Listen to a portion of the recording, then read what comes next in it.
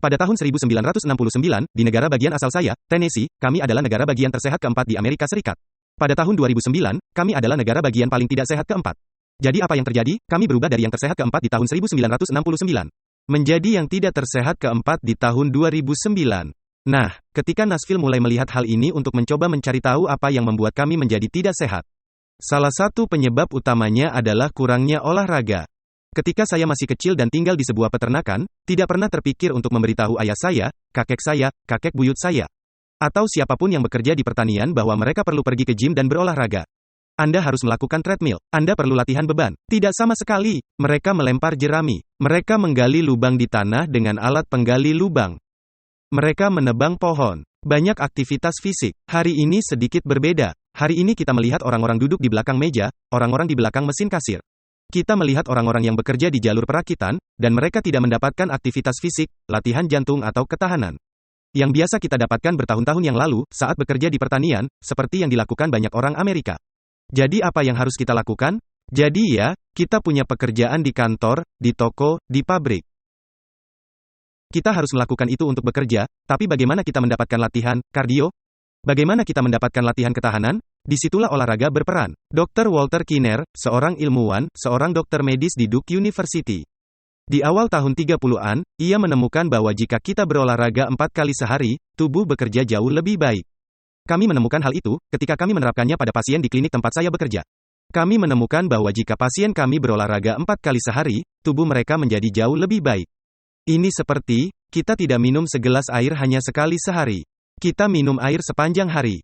Jadi, jika Anda dapat melakukan olahraga singkat sepanjang hari, mungkin hanya 20 menit berjalan kaki, atau berjalan-jalan setelah makan, tubuh Anda akan menjadi jauh lebih baik.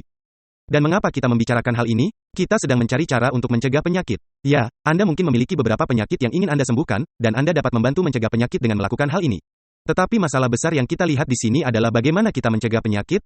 Jadi, bagaimana kita berolahraga? Bagaimana kita bisa melakukan latihan jantung? Ada cara sederhana untuk melakukannya di mana Anda hanya, apakah Anda berjalan, Anda melompat, Anda berenang, Anda bersepeda, Anda mendayung, dan disitulah Anda melakukannya 3 menit cepat, 1 menit lambat. 3 menit cepat, 1 menit lambat, ini disebut latihan berselang, intermittent, dan ini bekerja dengan sangat baik.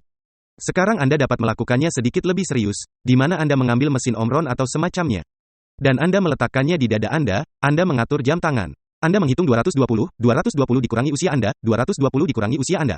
Sekarang itulah detak jantung maksimum, dan kemudian Anda melakukannya, katakanlah, mulai 65% dari itu.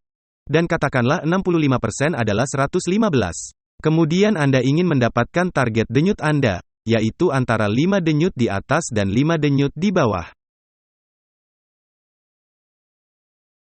Itulah rentang latihan Anda, 5 denyut di atas, 5 denyut di bawah, jadi 120 dan 110. Jadi Anda keluar dan Anda berjalan sampai Anda mencapai berapa?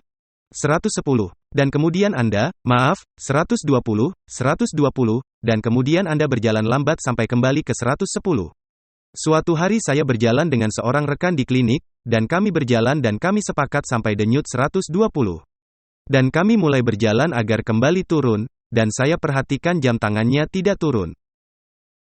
Dan saya berkata, baiklah, mari kita berhenti dan melihat apa yang terjadi. Dan kami berhenti dan denyutnya masih belum turun. Saya berpikir, apa yang sedang terjadi? Dan saya berkata, apakah Anda berpikir tentang rumah? Orang ini terlibat dalam bisnis, istrinya kembali ke rumah, apakah Anda berpikir tentang rumah sekarang? Dia menjawab, ya. Saya berkata, apakah Anda melihat tupai di sana? Lihatlah burung itu, bukankah hari ini indah sekali? Dan kemudian denyut nadinya kembali turun. Jadi, saat Anda berolahraga, berhati-hatilah dengan apa yang Anda pikirkan. Karena terkadang hal tersebut dapat membuat detak jantung Anda meningkat karena Anda sedang stres dengan apapun. Jadi sekali lagi, bagaimana Anda melakukannya dengan latihan berselang ini, dengan mesin penghitung denyut? Kurangi 220 dengan usia Anda, itulah detak jantung maksimum. Mulailah dengan 65% dari itu dan kemudian lanjutkan ke 70-75%. Dan katakanlah target detak jantung Anda adalah 115, Anda naik 5 denyut di atas, 5 denyut di bawah. Dan Anda berolahraga dalam rentang tersebut, di mana Anda bergerak cepat hingga mencapai 120, dan melambat hingga mencapai 110. Dan Anda terus bola-balik. Jika Anda tidak memilikinya, ini sangat sederhana. Cepat saja selama 3 menit, lambat selama 1 menit. Cepat selama 3 menit, lambat selama 1 menit. Ini seperti berolahraga dengan barbel, Anda tidak mengangkat beban selama 30 menit, melainkan melakukan repetisi. Jadi ini seperti repetisi. Ada 2 jenis latihan utama. Ada latihan jantung, yang baru saja kita bicarakan, dan yang lainnya adalah latihan ketahanan. Dan disitulah Anda menggunakan, katakanlah, beberapa alat bantu atau beban, di mana Anda mencoba melakukan resistensi. Dan jika Anda tidak memiliki itu, Anda tidak perlu membeli barbel. Anda bisa pergi dan membeli beberapa kantong, katakanlah beberapa kantong kacang seberat beberapa pon. Dan Anda bisa menggunakannya dan melakukan beberapa latihan dengannya. Anda bisa melakukannya, saya telah menggunakan 5 galon, maksud saya 1 galon air, itu sekitar 8,34 pon per galon. Dan Anda bisa menggerakkannya bola-balik dan itu bisa menjadi jenis ketahanan, atau Anda bisa mendapatkan beberapa alat bantu dan itu bekerja dengan baik. Sekali lagi, untuk sistem kardiovaskular kita, yang memiliki pompa.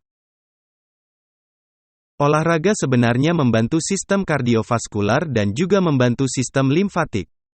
Dua hal yang sangat penting untuk menjaga tubuh kita tetap baik dan sehat dan mencegah penyakit.